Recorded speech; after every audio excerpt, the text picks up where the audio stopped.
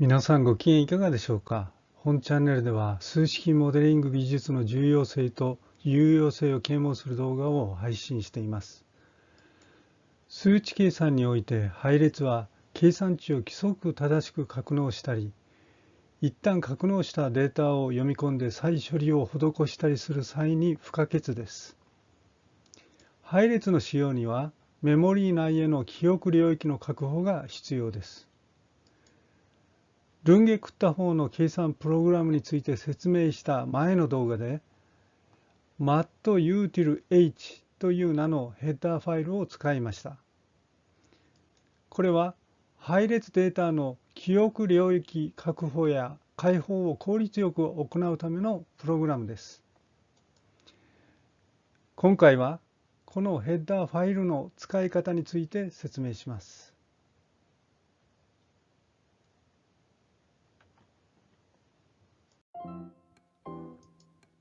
配列には正的配列と動的配列があります。正的配列では配列を定義する時点で要素の数を指定する必要があり、この数は後から変更することができません。プログラムが小さい場合、おそらくこの配列で問題がありません。しかし、プログラムが大きい場合やプログラムが小さくても配列仕様の関数を何度も呼び出す場合、メモリーが消費され続け、途中で演算が停止してしまうことがあります。これは関数を呼び出すごとに配列データの格納領域がメモリーの新たな場所に作られるからです。この問題は動的配列を使うことで解決できます。動的配列では配列を定義する時点で要素の数を必ずしも指定する必要がありません。また、演算の途中で配列の大きさを変えることができます。さらに、演算後に配列で使用した記憶領域を解放することができるので、コンピューター上の限られたメモリーを有効利用することができます。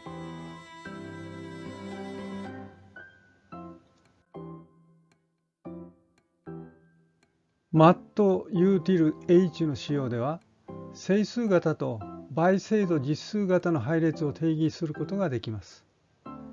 ここではプログラムのサイズを小さくするため、数値計算で頻繁に使用するものだけに限定しています。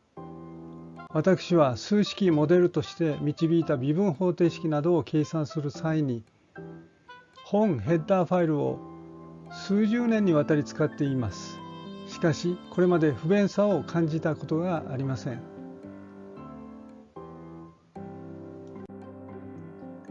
それでは実際に MATUTILH を使ったプログラムを示し、その使い方を説明します。1行目は本プログラムの内容を簡単に述べています。3から6行目ではヘッダーファイルを取り込んでいます。ただし4、5行目は注釈文なので本プログラムでは使われません。私はプログラムの拡張をするときのためにいつでもこれらを使うことができるようにプログラム中に残しています。6行目において今回説明する MATUTILH を取り込んでいます。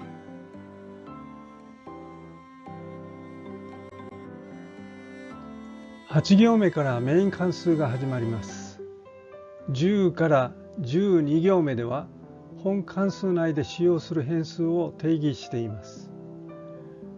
11行目のポインター変数 IA と IB はそれぞれ整数型の1次元および2次元の配列名です。12行目のポインター変数 A、B、C はそれぞれ倍精度実数型の1次元、2次元、3次元の配列名です。16から18行目では配列の要素数を与えています。20行目では整数型の1次元配列に対して m プラス1個のイント型データの格納領域を確保しています。これにより IA0、IA1、IA2 が割り当てられます。M ではなく M プラス1にしたのは、配列要素の番号を2まで使えるようにするためです。書式は次の通りです。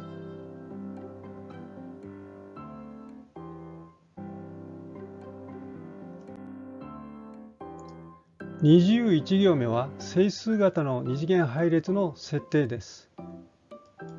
書式は次の通りです。23から25行目は倍精度実数型配列の設定です。23行目は一次元配列の設定です。書式は次の通りです。同様に24行目は二次元配列の設定です。書式は次の通りです。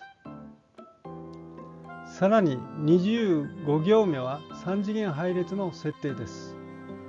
書式は次の通りです。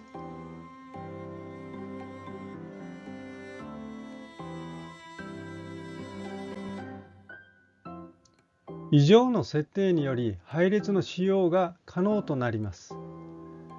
27から32行目では整数型一次元配列に順に数字を1から1ずつ増やしながら格納しています。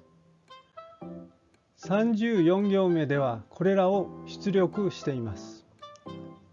36から44行目では整数型二次元配列に数字を格納しています。46から52行目では格納した数字を出力しています。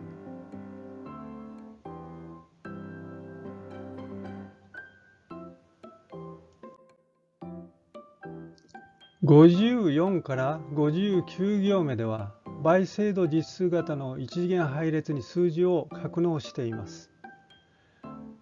60行目ではこれらの数字を出力しています。62から70行目では倍精度実数型の二次元配列に数字を格納しています。72から78行目でこれらの数字を出力しています。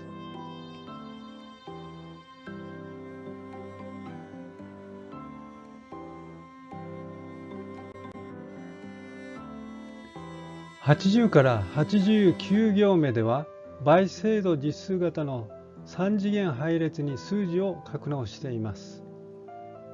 91から99行目でこれらの数字を出力しています。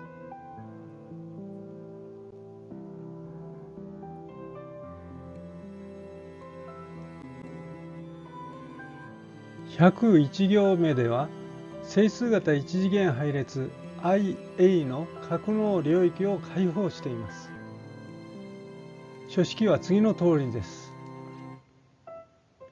102行目では整数型二次元配列 IB の格納領域を開放しています。書式は次の通りです。104行目では倍精度実数型配列 A の格納領域を開放しています。書式は次の通りです。105行目では倍精度実数型二次元配列 B の格納領域を開放しています。書式は次の通りです。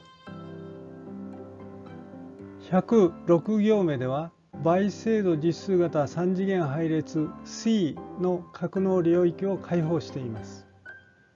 書式は次の通りです。最後にリターン文を実行してプログラムを終了します。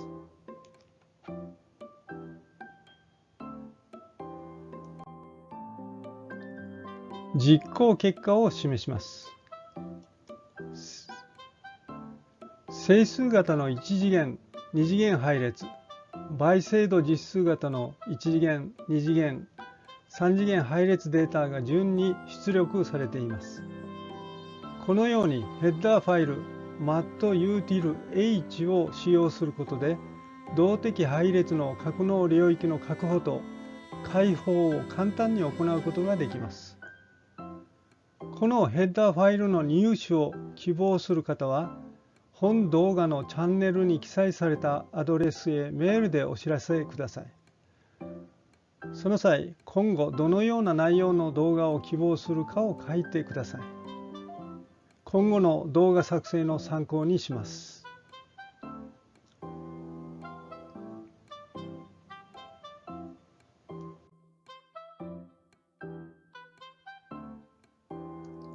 本日のお話はこれで終わりです。いつもご視聴いただきありがとうございます。わからなかったら遠慮なく質問してください。チャンネル登録をお願いします。また、多くの人に本動画の存在を知らせるため、いいねボタンも押していただければありがたいです。それでは次回の動画までごきげんよう。